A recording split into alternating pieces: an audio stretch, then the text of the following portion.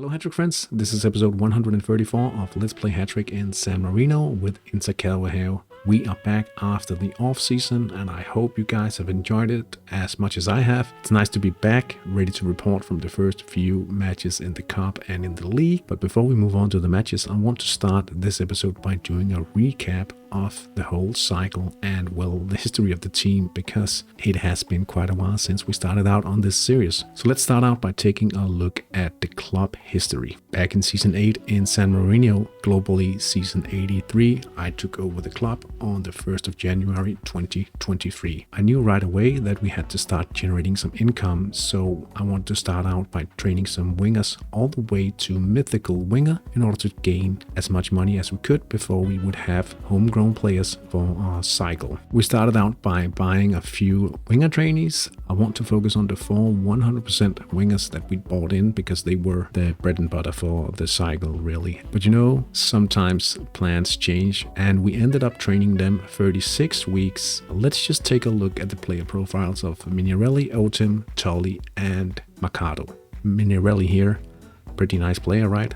Jensen Otim as well. He ended up playing a few games on the under-21s, if I recall correctly. Tully here from Oceania. And the final player, Mercado. Then this happened. Let's call some scouts. Pietro. Give us something. Solid defending. 15 years old. Yep. Tommaso Zanotti. Fairly nice player, I should say. And because of Zanotti's arrival, we were in a race to train them as high as we could in winger before selling them. This was the results when selling them. There's no reason to feel a bit discouraged if you think these numbers are quite high. The market was way different back then, so don't worry about not being able to generate this kind of income. I can't either anymore. So here we are on Zanotti's player page. He has developed into a quite nice player, but let's just take a look, see how things started in the Let's Play series with Zanotti.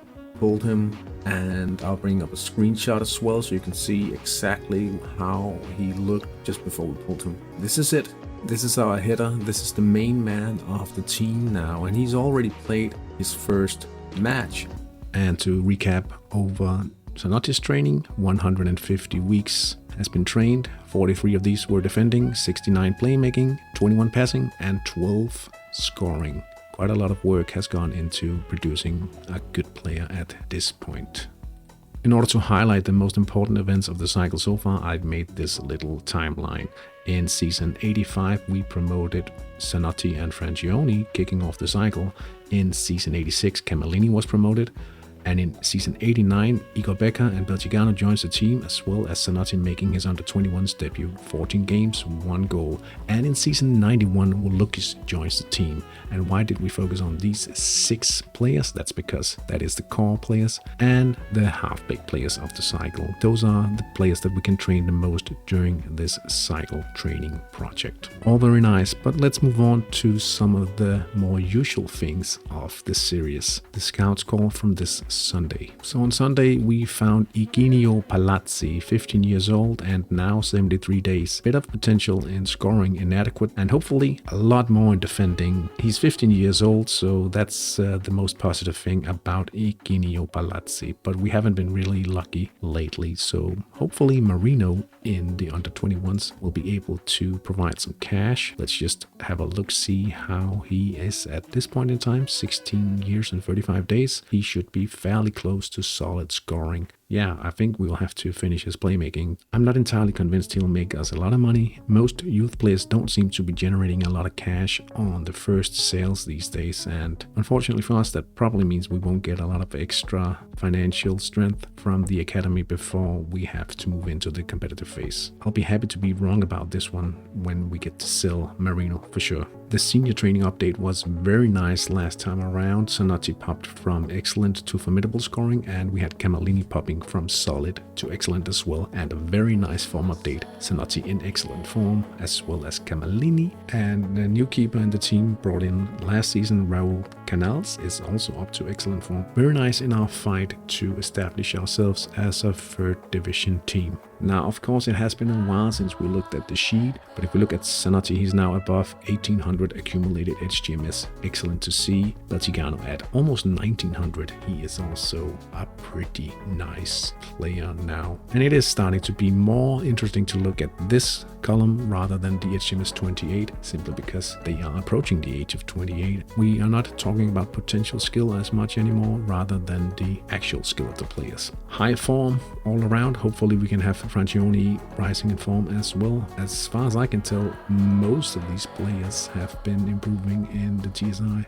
I think I might have scuffed the sheet for this week's update, but I'll make sure to change that for next week. A bit hard to keep this up to date while traveling, so yeah, I'll see if I can fix that for the next episode. This season's adventure in the Coppa Titano started away from home against Titani FC, and we won 6-0. But bashing, of course, and the idea here is, of course, to score as many goals as possible while building team spirit by playing it cool. We lined up in a 2-5-3, obviously, in order to be as offensive as we could, and 6-0 in this match was a quite nice result. No trouble with any injuries or anything. We had to make a swap with Zanotti and Francione because Zanotti ended up in goal due to an injured keeper in the friendly before this cup matchup. But all in all, a good result, and really looking forward to the next round in the cup, where we will be playing Rassi di San Marino, who looks to be fairly strong defensively, and we'll see if we can get a way through in this matchup on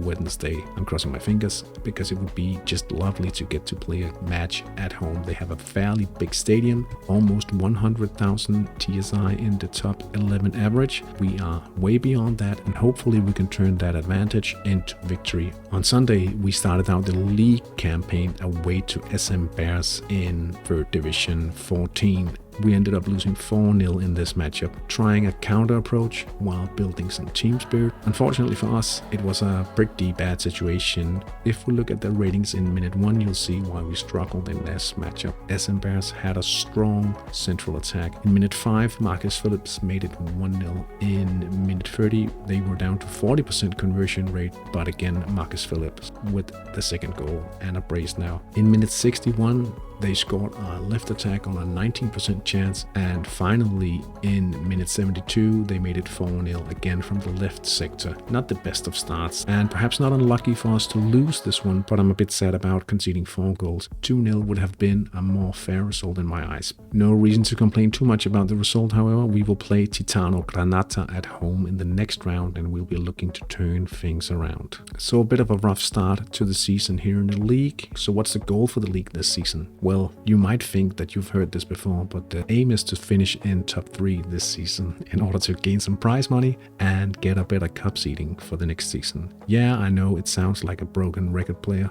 but that's how it is. In the coming episodes, I will be taking closer looks at the league opponents for this season, and I will be providing those as the series progresses on. That is all for this episode. Thank you so much for watching, guys. What are your goals this season? Are you looking to go on a cup run, perhaps just avoiding relegation, or are you hunting promotion chances? Let me know in the comment section below. And if you liked the video, please consider subscribing to the channel and liking the video. Thank you once again. Take care.